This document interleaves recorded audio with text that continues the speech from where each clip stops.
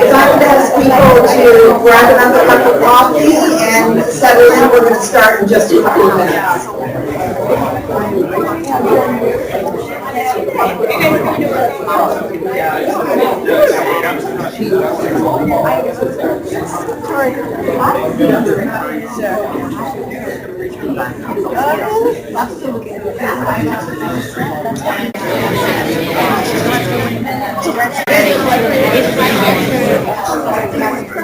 I always hesitate to interrupt the conversation that is occurring.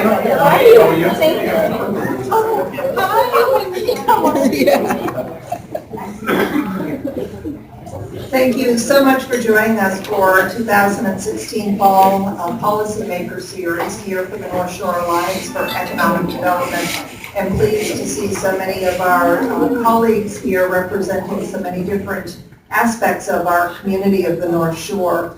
As we welcome our guest speaker this morning, I'd like to recognize our public officials. I should say, introduce myself. That's usually a good place to start.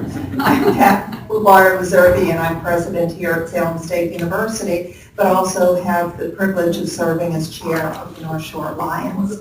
So welcome to everyone. I'd also like to recognize Laura Swanson, who is walking up inside here. Laura is our executive director. She wears multiple hats. She is executive director for our alliance and also executive director of the Enterprise Center at Salem State University. So thank Laura for her great leadership in our programming.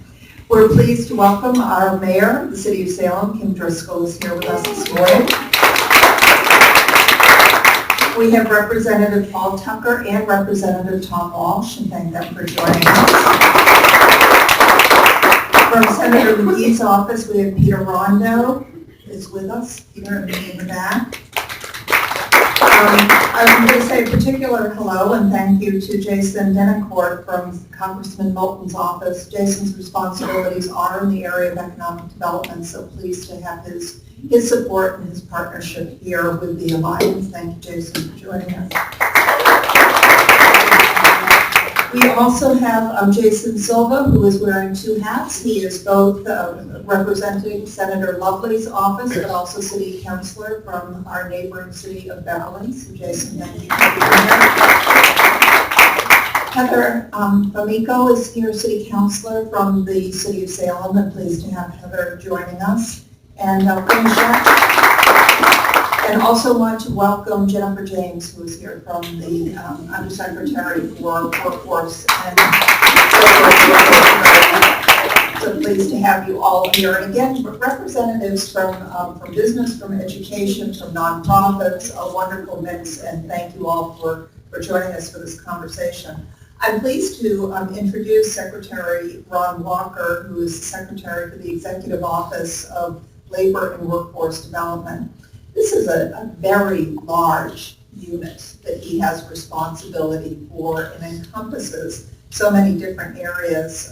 Under his leadership, we have unemployment assistance, we have career services, labor standards, industrial accidents, labor relations. When you think of that breadth and how it all interplays with how we are advancing a workforce here in the Commonwealth, it really is a large responsibility. He also manages the Commonwealth Corporation, supporting work in these activities. and a number of other entities within the department. He has a couple of special assignments that he has taken on in his role as secretary.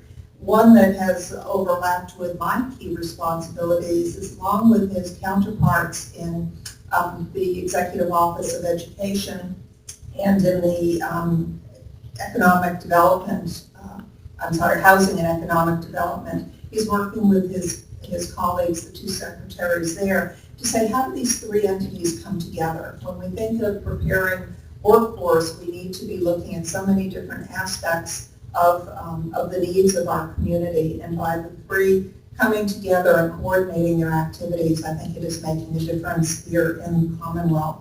He also is leading a task force that is charged with improving the access of job training for populations that have experienced chronically high rates of unemployment. We were talking earlier in a meeting about the challenge of a declining workforce here in the Commonwealth, and how are we able to move people forward who have perhaps been chronically unemployed or underemployed. And with his leadership, that those efforts are moving forward. Secretary Walker is a native, Mattapan native, so a local individual who went off to Texas for his undergraduate education at Prairie View A&M University of Texas, and then returned to our Commonwealth to study at Harvard Business School for advanced degrees. He serves on a number of nonprofit organizations and has had a very rich history in that regard of supporting community, and his business experience really evolves out of the world of banking, where he has held a number of leadership positions at Sovereign, Fleet Bank, and Bank of New England before he created his own merchant bank, which was NetStreet, and advanced that, particularly focusing on supporting small businesses. So it is our great pleasure to welcome Secretary Walker here to the Alliance meeting. Secretary Walker.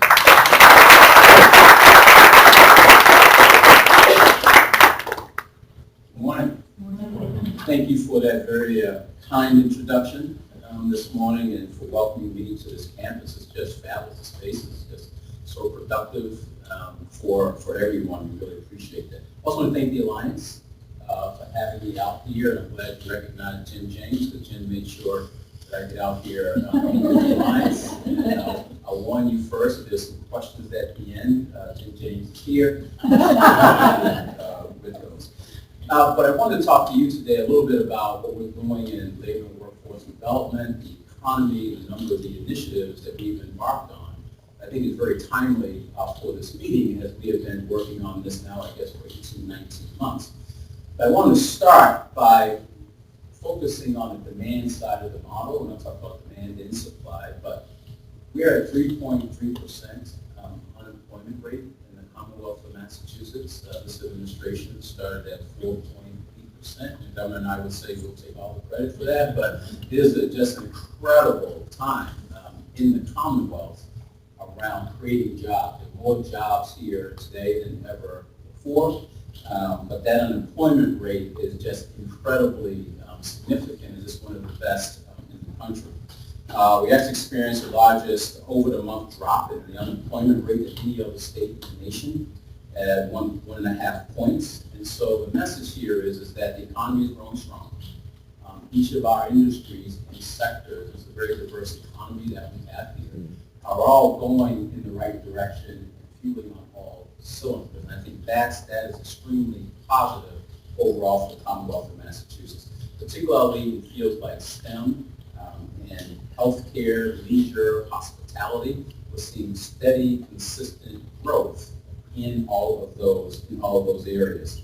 There's about 100,000 jobs that are opening up right now, and so we really have to work on making sure that we're creating a pipeline for individuals to fill those jobs as well. IT researchers expect 1.2 million jobs to be open during the next decade. Cybersecurity is one of the fastest growing IT jobs certainly in the country. I think it's 10% of all postings in the last few years have been in cyber. 90% of job openings right now are being filled are in cyber. And by the way, it's my understanding that they will be the highest paying jobs also in IT moving forward. Our challenge is on the workforce front. So while we benefit from most of the most highly educated individuals in Massachusetts, 43% of everyone has a four-year degree, we have continued challenges of meeting the demands of business. And so if you think about it, we're at 3.3% unemployment rate. What that also says is that the pool of skilled workers is small. And so when we talk to businesses, whether it's IBM, Amazon, manufacturing company, et cetera, what they're saying is that's great. My revenues are growing, but I cannot fill my jobs. And so if there's a question, ladies and gentlemen, I think we're answering that question. Is there a workforce skills gap that we need to work together to try to fill? We have to keep pace with the demand, globalization, technology, et cetera. So our pipeline has to really be customized to fill these jobs in every one of these sectors because they all are challenged. President talked about the workforce skills cabinet. So back in 2015, as Governor Baker and I were talking about how do we address this issue. I think the unemployment rate was right around 4.8% at that time. We heard consistently from businesses around this demand issue, but you cannot create a real jobs program unless you're working with education, you're working with business, and you're working with workforce. We have to be intertwined in this process to make sure everyone is aligned in the right places that they need to be to make sure that we're focusing all of our resources, human and capital resources, to make sure we're filling the jobs. Researchers, certainly have, our research and data has said that unless we align together, we will still have an ongoing issue in filling the jobs. Alignment means education, it means career centers, workforce boards, everyone working together to try to figure out the best pathway. We identified several areas in the workforce skills cabinet. So if you know the governor said, great, get together, but figure it out.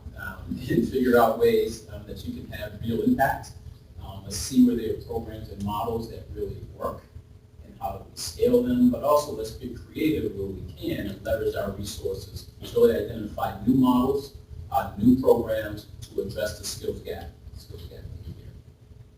So first we looked at that we wanted to really better align our policy, funding, and accountability systems to focus on hiring.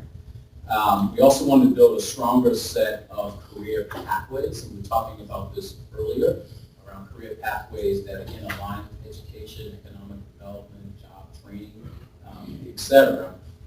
Working with youth, working with long-term unemployed, working with adults, working with people who want to change careers, but we have to, as best we can, have a systematic approach to this overall. And so one of the things we did pretty early was, it was for me. I asked Jen, of course, I said, well, if we have a plan called WIOA, which everyone knows about, we're really focused on workforce, we're really focused on making sure that no matter how individuals come through our door in our workforce centers, that they have all the resources they need to be successful. But we also need to align that with jobs. And so Housing and Economic Development has a plan as well, where they focus on job creation and economic development, as well as education, but the three were not aligned. So the education plan may or may not include all the sectors of growth or strategies that we're doing in labor and workforce development, and may not align with economic development as well. So I think for the first time ever, we're having a regional planning process, I think that will kick off in February, which we will try to create many workforce skills cabinets in 7 regions around the Commonwealth. So we want our career centers, WIBs, education, business, all aligned in the room to identify where the growth sectors in this economy in your region. What tools and resources are available or not to make sure you can fill them. Are we really focused on the right tools to meet the demands of businesses in your area? So we're going to kick that off in 7 regions around the Commonwealth with the primary goal of making sure that we're aligned in how we're approaching job creation and meeting the demand of business moving forward. Another piece we were talking about this morning is that vocational schools really provide great skills and training for individuals to meet the demand sectors. Yes, there's a long way to learn. I think we've all read about that. I think that's a testament to vocational schools really catching on, frankly. I think there was a time when vocational schools were not the highlight that you sat around your dinner table with to say they go to a vocational school, but they do provide the skills necessary, particularly in sectors like manufacturing, IT, etc. So the governor is a big proponent of vocational schools and skill training. So one of the initiatives that the Workforce Skills Cabinet came up with was what we heard from vocational schools and business was that they needed more equipment, up-to-date equipment, whether it's in welding, manufacturing, or IT. When they're coming out, they weren't prepared with the latest equipment, state-of-the-art, in order to be ready to go into the workforce to be successful.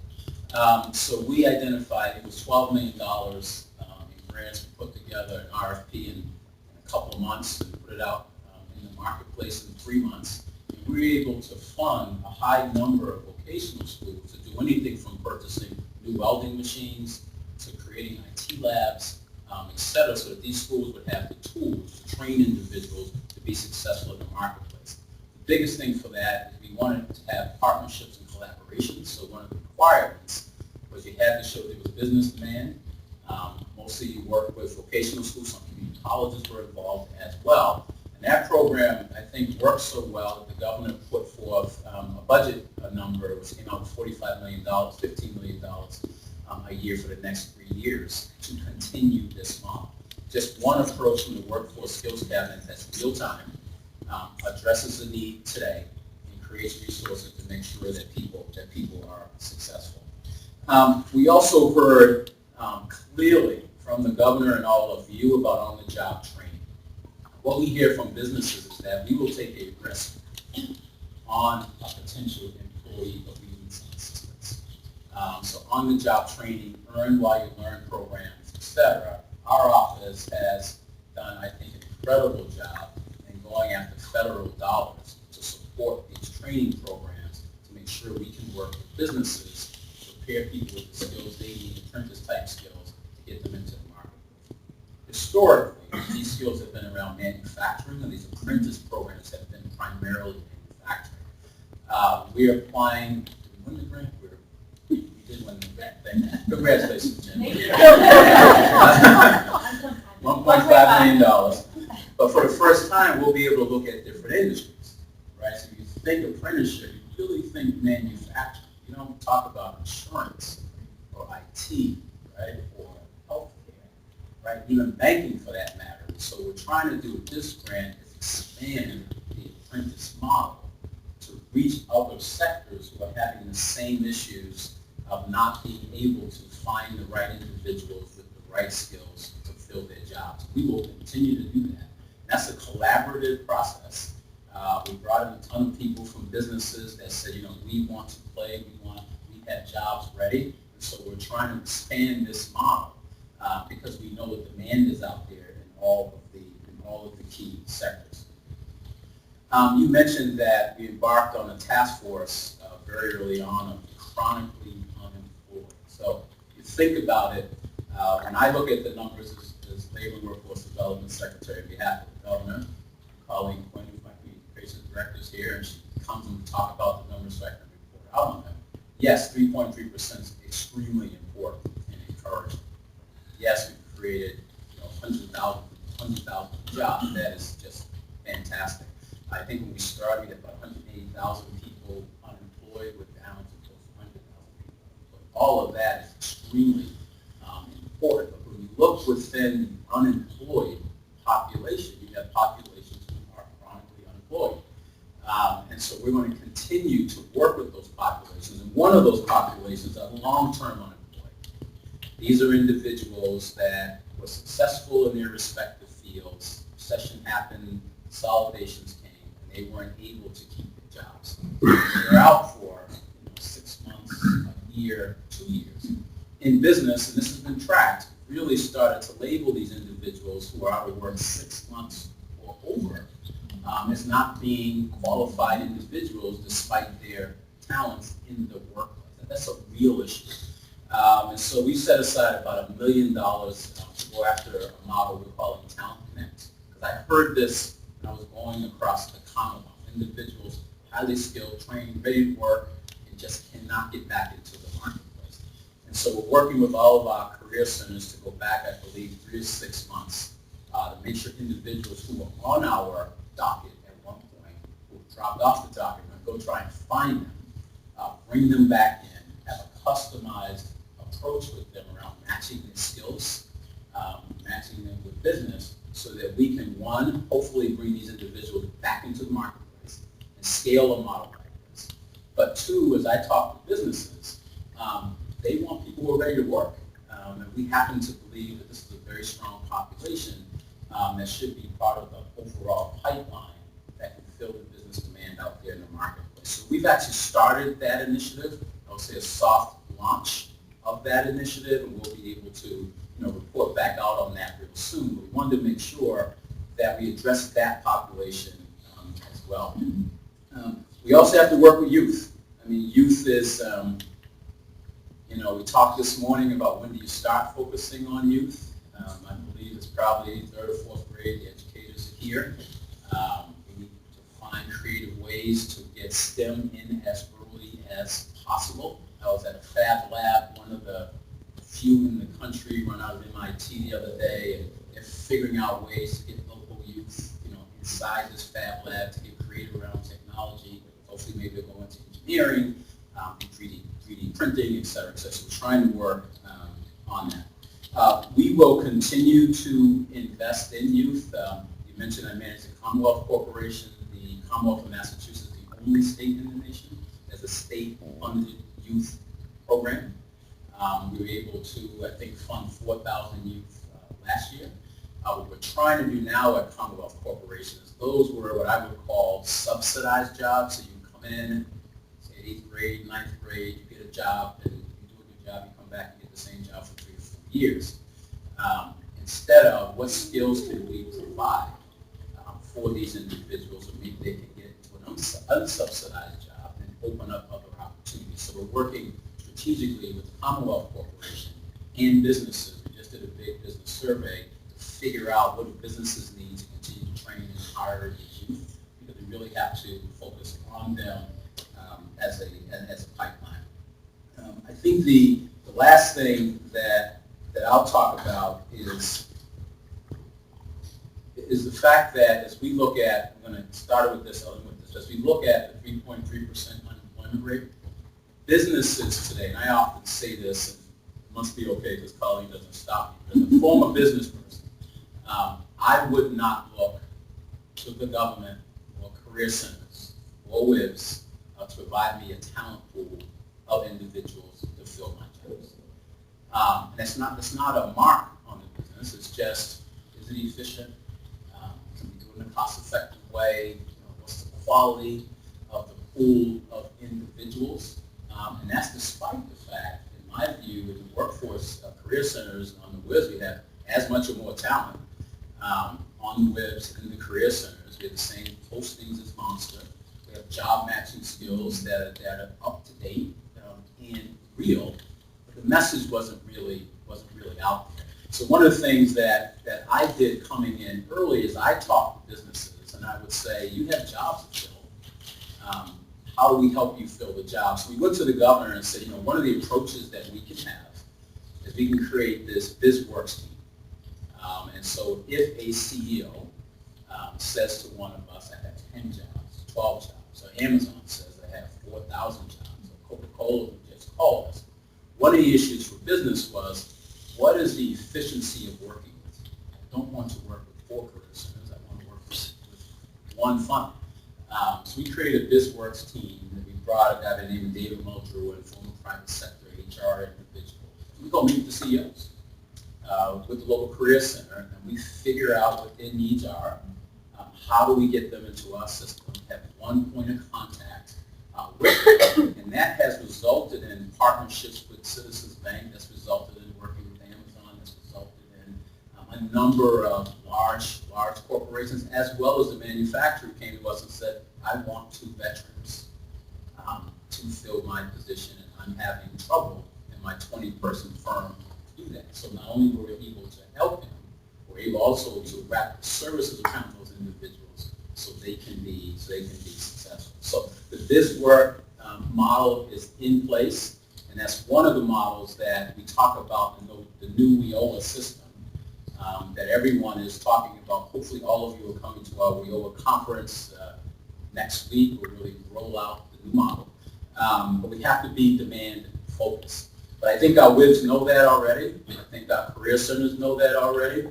But we have to do with the new model, now that at 3.3% we have less federal funding in order to provide training. We didn't create that model, but right now we actually need more resources to train the skilled workers. So we're going to continue to roll that piece out. I'm encouraged around business. As I started, business is now saying this is a business imperative for us. We have our normal challenge of how we fill jobs, a normal channel of how we fill jobs. But we need a better pipeline. And so this is one of those moments that we believe that we can work with business who now has real skin in the game, to partner with us and the mayors and resources here to make sure we have models to fill their jobs. So I'm encouraged of the work of the Alliance. We're looking forward to implementing a new WIOLA model. We want to also continue to ensure that our career centers, our WIBs, et cetera, are part of our overall process because they're actually key to the process. But putting business inside it, I think we can actually be successful. We like to challenge as Secretary of Labor and Workforce Development of having 3.3% unemployment. Love that. But again, I was at IBM the other day in their world headquarters of cybersecurity, and they're saying we have to fill our pipeline. How do we partner with you? There's an opportunity for all of us. So thank you for your time this morning, and I think I'll answer some questions. Thank you.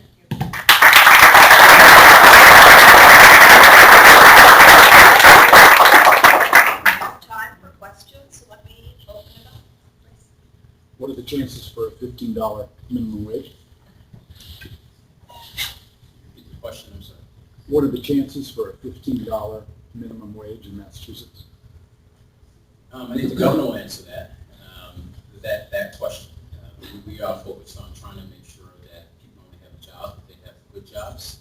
That's what we're really focused on, but I think the governor will answer that question.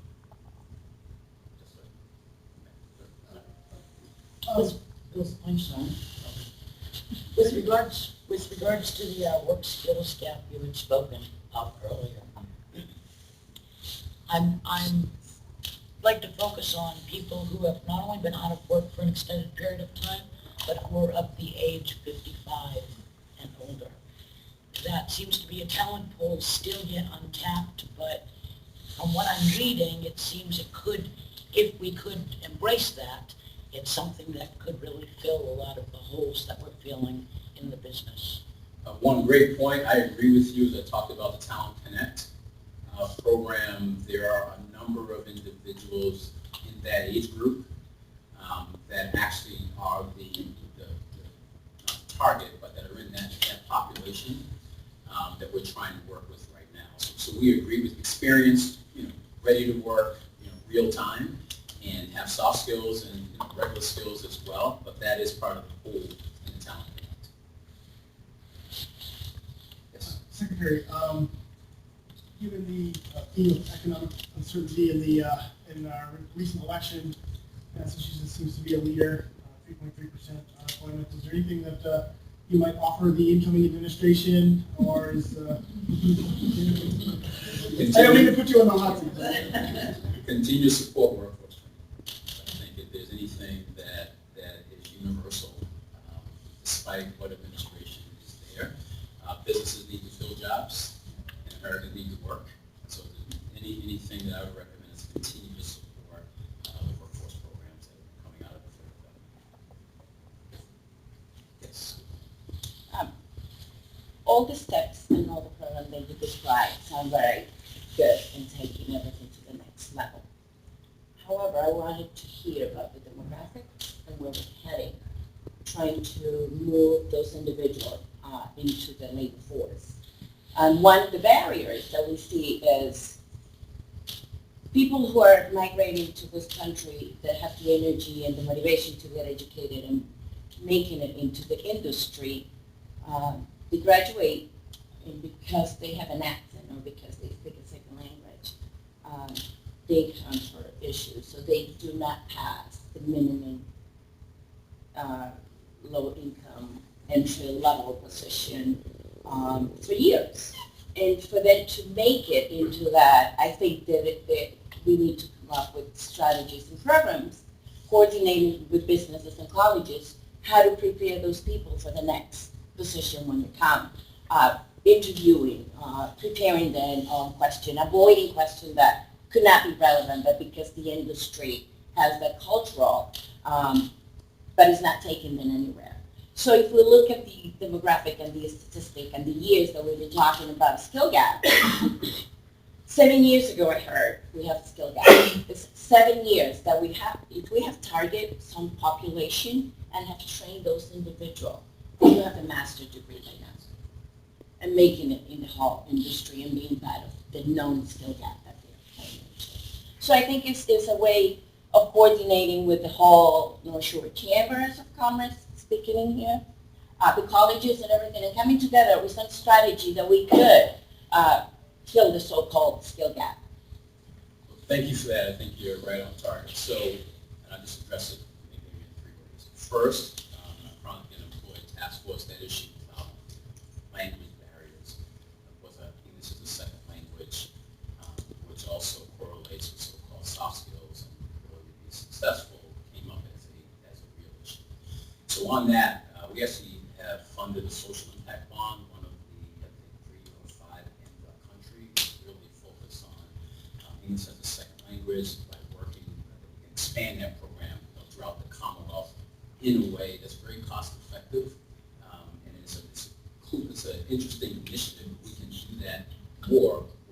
Commonwealth Corporation, we're able to fund companies with training where you can actually put ESL models inside of your company to train your workers sort of as they're working, right? So we have to do that. Is there enough yet? No.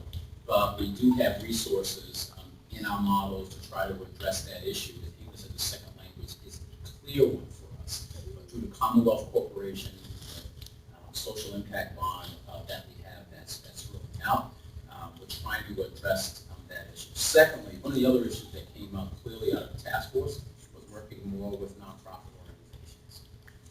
Because there are organizations that do this very well, that not only train skills, but create a culturally competent environment for workers coming through, which can include English as a second language as well. So we're really working diligently to work with those organizations. You see them in the hotel industry, the leisure industry, right, et cetera. So we're trying to also make sure that we're partnering with those organizations who do this very well to make sure they can scale the models that they have. Because it's real. So it's a real issue. I think transportation in there as well, making sure people get to work.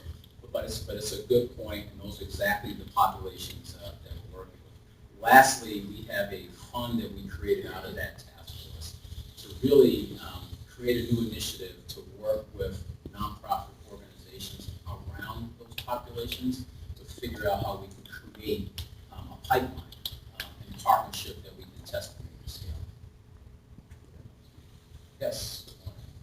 I'd like to have your thoughts on the implementation of a comprehensive career development solution within high schools. I'm really focused on teen and adults who are struggling to find a career direction or they have an idea but they don't know how to make it happen. And I think there's a huge problem within secondary education where so many young people are just following what they know, or they're kind of being pushed through the system, which impacts the college dropout rate and the unemployed and the underemployed students. So my thought is that there really needs to be something systemic within secondary education that will help them to become motivated and identify what are good pathways for them, career pathways. So what are your thoughts about something that was comprehensive, effective, and accessible, some sort of solution to help those young people so when they graduate high school, they have a strong feeling about where they should be going and what they should be doing? I think we were talking this morning, I think, education pathways have to be a part of this model all the way through. We have a program called Connecting activities. What we found is you have to make sure you figure out ways to motivate students and teachers around business careers, et cetera. So connecting activities is a program that we have, I believe, in 12 high schools. It's in half the high schools in the state, but it serves about half the students, so scaling it is the question. So really, it's a model where you actually work with the student as if they were the business owner, and what it would take to hire, what skills are necessary for your business to be successful. So how do you run a business, and they can choose what businesses they would like to focus on, but it gives them a different view of being just an employee, but an employer, which we hope transfers back to them. We need good soft skills. We need employees that have these sorts of energy, et cetera, et cetera. So that's one way that we're doing it. Secondly, in the Workforce Skills Cabinet, again, we agreed that we have to have career and education pathways. So part of this regional approach is to figure out with everyone at the table, what can we do collectively together to make sure that we're training the students as early as we can in STEM councils, meetings that we have, Earn While You Learn programs, et cetera. So I agree with you, but you do have to have a pathway, but connecting activities is then after high schools. Now, we would like to scale those, certainly across the state. Yes, good morning. Hi, Leslie Gould, Linear Education Commons. How are you? Good, how are you? Good morning, Secretary. Good morning, everyone. Quick question regarding the Chambers of Commerce. And there is obviously training fund opportunities. Do you feel as though the application process is too cumbersome? Are enough businesses taking advantage of that training fund? And how can the Chambers of Commerce help with that, help you in your endeavors? And then to the person who just spoke in front with your question, which was so excellent about education, I just have to say, from my personal experience, it's my parents. My parents set me on my path at 13, and really, it's got to be a balance between the schools and the parents. The schools can't take it on all themselves. So, thank you. Great question. So one, chambers of commerce are extremely important to the program because they're on the demand side. And any way we can continue to have them engaged in the dialogue is important. On the fund itself, Workforce Competitive Trust Fund, I went around the state with AIM talking to businesses around the Commonwealth, and that was one of the issues that continued to come up. So first, we've actually streamlined the application for the Workforce Training Fund, and so that is real. We actually have a very, I would say, streamlined quick application for under $25,000. So I would encourage businesses to go to Concord and their site and make sure they understand sort of the new application that's out there. Secondly, I believe very strongly that more businesses need to know this. Every time I come out, I talk about the Commonwealth Corporation because as a former banker and a person that worked with small businesses around scale and growth, it is a tremendous tool that you can utilize to train your employees in a very cost-effective way. And every business approaches into their fund. So yes, you can help me, right, and your constituency by making sure that they know about the Commonwealth Corporation. Anything I can do, or Nancy Snyder, who's president of the Commonwealth Corporation, to help with that message, just let us know. Because again, it's one of those resources that businesses do not utilize enough. Yes? Hi, Secretary Hughes-Darris. Thank you so much for being here today. And I just wanted to take an opportunity to get your comments about our Future of Work survey that we are involved in. All of these programs that are happening locally. Our connected activities, we should talk because we do have staff in about a couple of our high schools, and not a large program, but doing a lot of good things. We need to be in the middle schools and perhaps the third and fourth grade. But anyways, as far as the Future of Work goes, we're learning a lot about what young people are thinking about their careers. And we're seeing that gap of their awareness. And maybe it's not different from our own generation, but a gap in awareness about what's out there and how they should be focusing on their future. We're also hearing a lot from companies who are really, here on the North Shore, 95% of them are expecting to grow over the next 3 to 5 years. Only 5% of the companies that we surveyed said they expect to fewer jobs during that time period. And a lot of that is due to the implementation of technology, so they're able to, low-skill jobs in particular, oftentimes replace workers with technology. And so just love your comments a little bit on that work we're doing, and we think we should be going in. Well, one, thank you for doing the work. I think it's real time.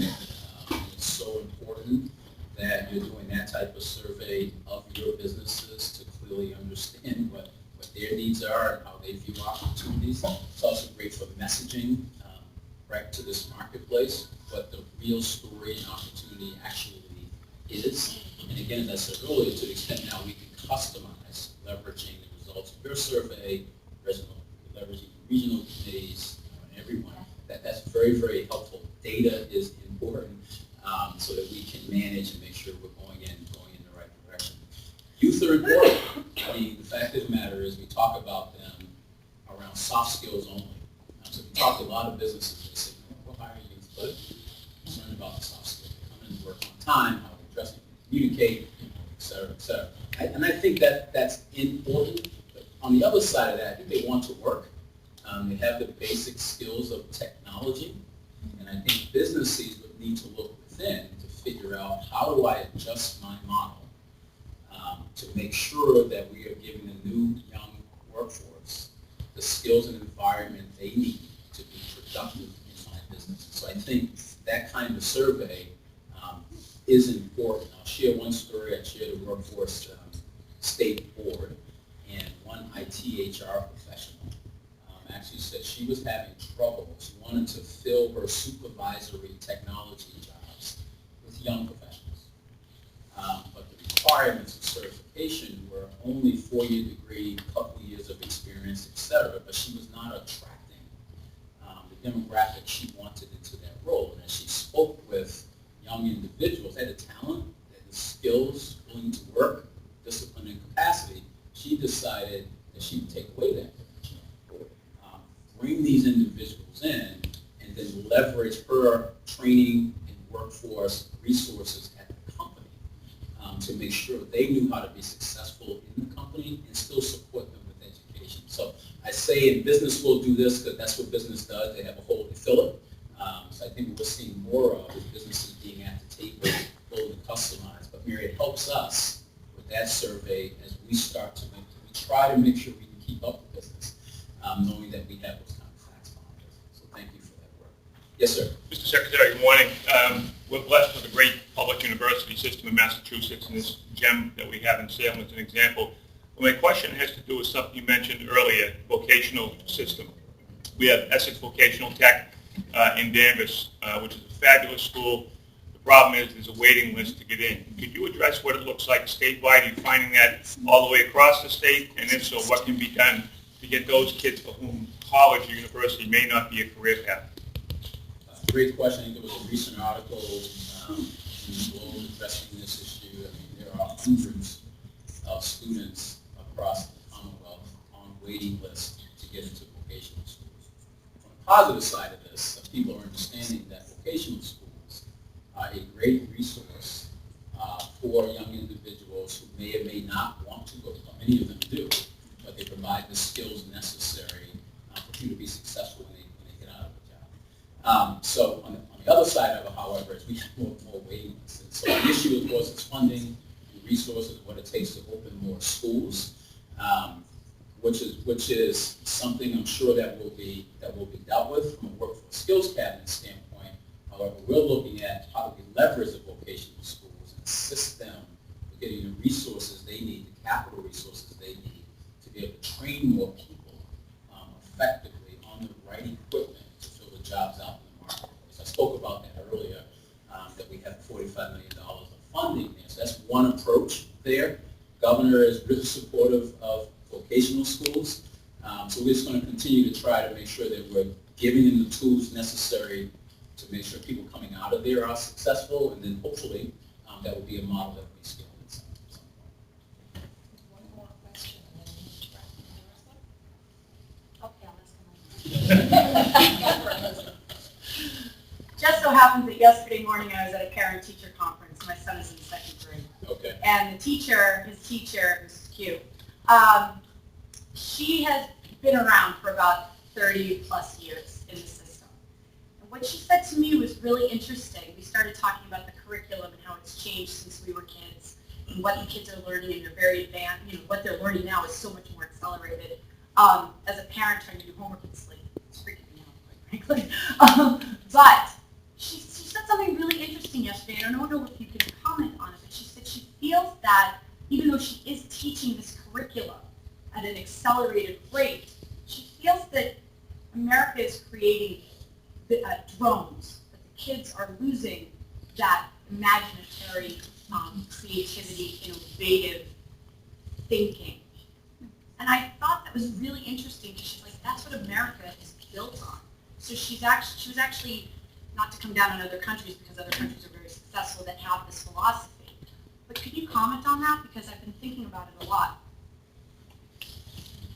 So we were talking about that this morning.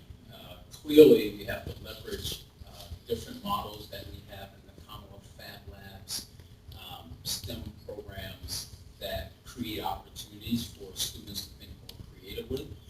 I was talking with an engineer at the Fab Lab the other day, and she was saying, boy, engineers need to be more creative. So I think in the spirit of what we're doing, to the extent we can just leverage and collaborate with creative partners in the marketplace to help not only young students at that age, but professionals as well. That I think is just a pathway to success. Thank you very much, everyone.